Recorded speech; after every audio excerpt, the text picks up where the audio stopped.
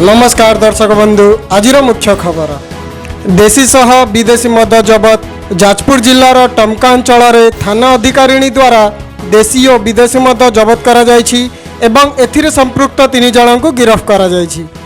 सूचना योग्य टमका थाना आईआईसी संघमित्रा नायक विशेष सूत्रु खबर पाई थाना अंतर्गत जंदापाड़ा लेवल क्रॉसिंग निकटरू 62 लिटर देशी मद सह 195 विदेशी मदर बोतल को जबत करी 3 जन को गिरफ्त करी कोर्ट चालाण करिसेंती।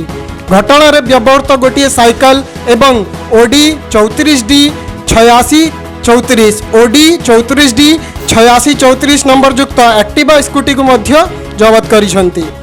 गिरफ होइथिबा अभियुक्त माने हेले 42 वर्षीय रमेश साहू, 36 वर्षीय सुमंत साहू एवं 31 वर्षीय संजय महांत। समस्त अभियुक्तंकर घर केन्दुझर रे सेमाने केन्दुझर रु मद नहीं जाजपुर रे बिक्री करिया पई आसुथिले बोली आईआईसी संघमित्रा नायक सूचना दैछंती। Bureau report Odisha news 18।